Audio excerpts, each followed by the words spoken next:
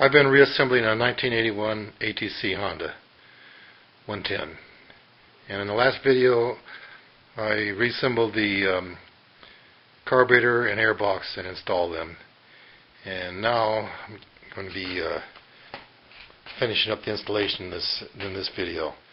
You can see there aren't a whole lot of parts left. Here's the parts that I'll be putting back on. I also moved them over to make room for this other ATC. I have all the 110s now. The 110s were made from 1979 to 1985, so I'm going to move on to another model. And this is a, let's see, what is this one here? This is, oh yeah, it's a 200. And I just picked it up the other day. It's got a couple things wrong with it. The pull starter is not working. Looks like maybe just the cord is missing. The guy I bought it from said the spring was broken, so I don't know. I'll find out. The forks are definitely broken. The middle tree is broken on the triple tree, and I notice it doesn't have a on-off switch. This wire here is the throttle cable. But all in all, it's in pretty good shape. The front tire is like brand new. And it's a large one. It's a 25 by 12 by 9, and it's not the 22 by 11 by 8 that a lot of the ATCs are. And the back tires are actually in pretty good shape. This front is like brand new, and that probably cost him $100. So I think I'll get my $50 worth. Okay, back to the 110. That's what this video is about. In this video, we'll install the brake controls, the foot pedal, the handbrake, the chain guards, and everything associated with the chain, and muffler, skid plate, foot pegs,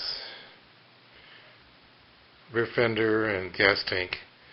I have an original rear fender now. I'm not going to put on the aftermarket one that I had before. Here's the brake pedal, the handbrake, cable, springs, everything except the actual brakes themselves. And the first thing we're going to install is this shaft here. This is part of it. The shaft goes on the right hand side, and it's a little bit wider than this one here. And this is the part that the foot pedal actually rotates on. The part on the left here is where the drive chain tensioner sprocket goes. This part here. And we could actually put this on now at the workbench. It might be easier than on the ATC. So we're going to put this on the shaft, and then we'll insert the shaft into the frame. Next we're going to reassemble these parts. Except we're not going to reassemble the hand lever parts, or the cable, or this adjusting nut, or this part here. But we're going to assemble all of these parts right in here. And we'll start by putting the spring on here.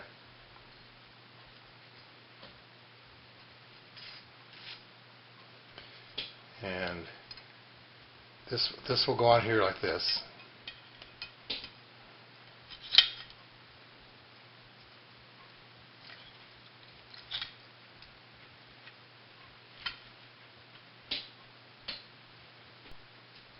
It'll be attached with this pin, a little hole in it, and that'll go in from the bottom, and a lock washer on the top, a regular washer on the top, and then a cotter pin, and we'll hang the spring off this little hole here. The little end was in here. I don't know if it makes any difference or not. There's a small end and a larger end, but that's the way it was when I got it. Now we're going to go over to the ATC, and this is going to go in the back, and a little hole in it. And we're going to install this assembly into the side, and this will go into that part I just showed you. Alright, this part here I just showed you a minute ago it's going to go into this brake cam actuating lever, and let's point the hole to the front so we can stick that part into it. Alright, you notice I took the tires off so we can get to things better. And here's the shaft that we just inserted a little while ago. And we're going to put this brake pedal in, and it'll go this way with the spring first here. Go to this side, and then it'll go through the hole in that little part that we just put on.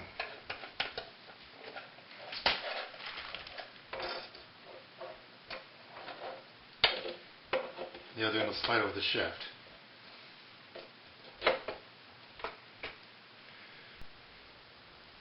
Next we'll attach this adjusting nut to the end of that shaft that we just inserted. And we attach the spring to this little bracket sticking out here. And we have brakes now. Let me show the shaft back here. May take a little adjusting in the back, but we have the foot brake. Now we'll do the handbrake. Now we can install the brake lever onto this perch here.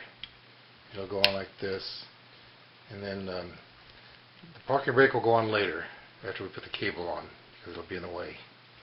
So we put this in on this side because the other side is threaded, and we screw it on.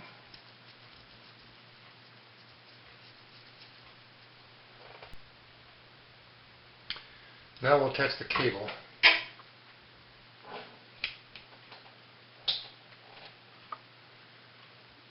Okay, put the cable in here on the side.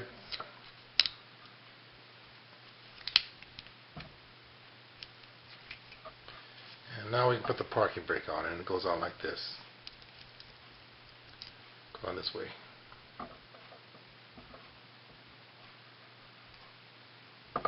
Right, when it's all together, it'll look like this, and there's your parking brake.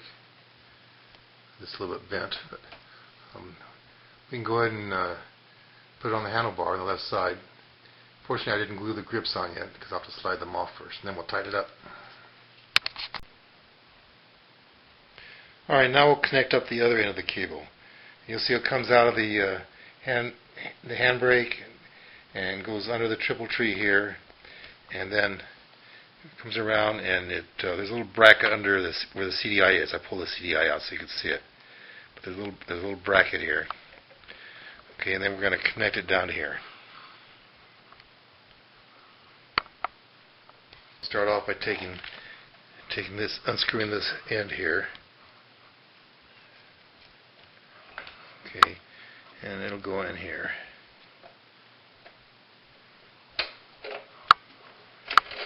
Put it in there, and then we'll screw this back on again. Okay, there's two adjusting nuts on here, and we're going to take this one off. And then what we want to do is we got to pull through here, so the cable has to go through this little slot here on the bracket that's on the frame. And if you want, you can press on the brake pedal a little bit to help you do it. Okay, then we put this nut on here, and we can adjust it from here and also from the back to where we can take most of the slack out of the brake cable. And then it's on.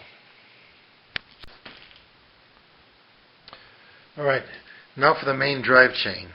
This is the original drive chain that came with this ATC. And it's a closed loop. There's no removable link or master link in it.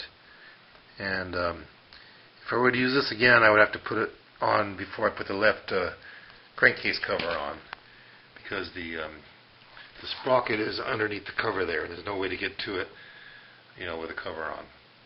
But I'm not going to use this one again because it's rusted up and it's no good. So I'm going to use one with a removable link, and it's pretty straightforward. The only thing is the manual recommends that you put it so that the closed end part is in the direction of travel, so the direction of the chain travel.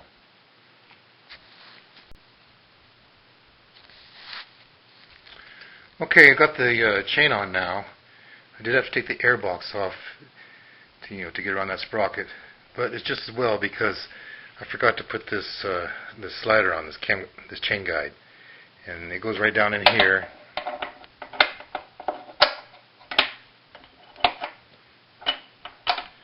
And it's secured by these two little bolts.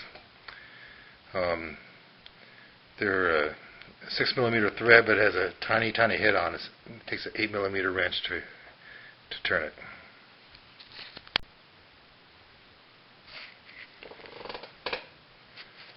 Okay, the chain guide is on, and now we need to tighten the chain up. And it's tightened up by moving this sprocket up, and we need to have about 3/8 to 3/4 of an inch deflection here, which is 10 to 20 millimeters. Okay, so this will be tightened up using this part, by adjusting this part, and it's on the other side of the ATC, and we need this bolt and this washer. Okay, we're on the other side of the ATC now. And this part will go on. You'll notice one side has little grooves in it. Okay, that'll go up against the frame. And there's also little grooves in here too, to provide the friction. Okay, so we're going to put it on here like this. And this end will be secured with this bolt and nut, and the other end will be secured with this nut and washer. As long as we're on this side of the ATC, we might as well put the toolbox back on. Toolbox is just 3 pieces. There's the body, and there's a lid, and there's a cotter pin holding it together. The lock here doesn't come off, although I've seen a few of them broken off. And I don't have any tools. You usually don't get tools with these. They're long gone. It is secured with these 2 bolts and washers. Okay, the toolbox is on now, so that should be everything on this side of the ATC. So let's go around the other side. We'll put the chain cover on next. Now for the chain cover. It's secured by these 4 bolts and washers, 2 long ones and 2 short ones. And the 2 long ones and 1 short one go in the front, and one of the short ones goes in the back. Actually, this is upside down. Okay, it goes in the back here. And this is an inspection hole, so you can adjust your chain without taking the chain cover off. Okay, and this is the cover for the inspection hole. Here's a gasket that goes on here, and there's supposed to be another gasket that goes around here, but I destroyed it when I took it off to paint the chain guard. So I'm going to try this. This is some insulation that I got at Home Depot. 17 feet, so I do several of these, and it's peel and stick. So I'm going to try to make a gasket with that. Well, the weather seal is on there, weather stripping, and it looks like it's on pretty good. So that'll work out. I can make 4 more of these, or 3 more maybe. Not bad for $7. Alright, next is this cover and these 4 nuts.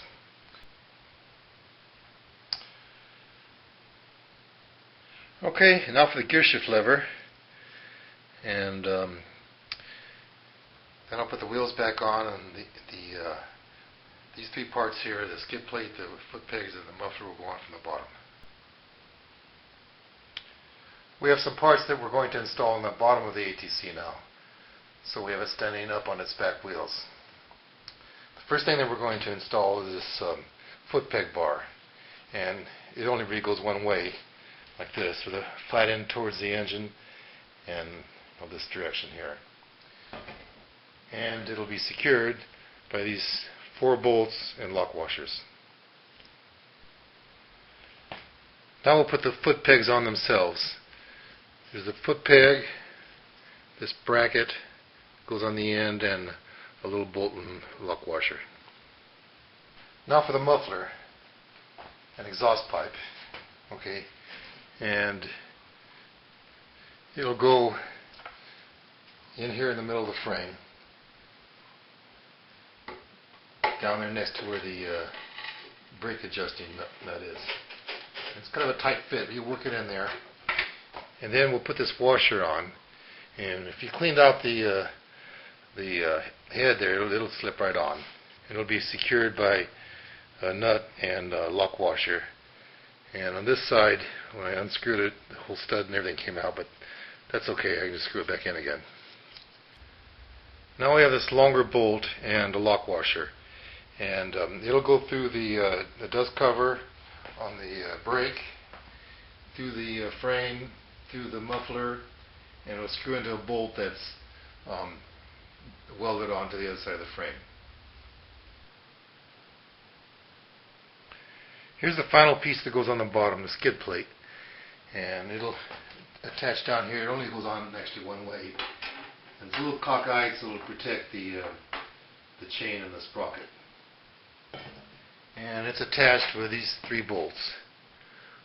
One of them is a little bit bigger, and these 2 smaller ones have a lock washer that's kind of stuck on it, and a regular washer stuck on it, and a larger washer. Now we're ready to attach the gas tank. And you'll notice on the bottom here there's 2 places where you attach the fuel lines. One is for the reserve, and one is the main tank. Although it's one tank, the way it's handled is if you can look inside, shine a flashlight in there, and you'll see one of those has a little tube sticking up about 1 inch.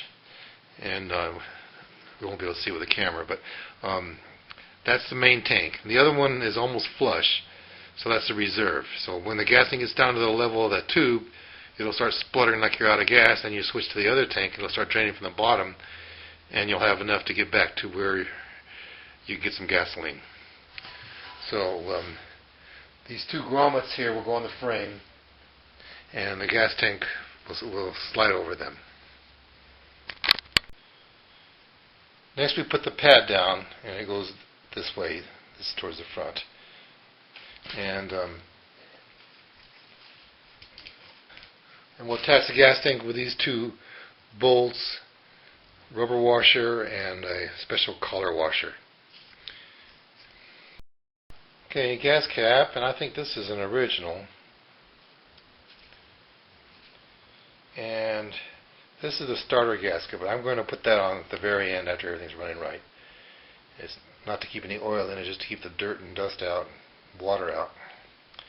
Well, that leaves the seat and rear fender with mud flaps. Okay, under the seat there's these 2 brackets here that slide over the rubber on the grab bar to hold the seat on. And there's this little hole here that lines up with the intake of the air box. So I guess it sucks air through the seat. That I don't quite understand. Seems like it would restrict the airflow a little bit, but that's the way it is. And I think this just rests on the frame.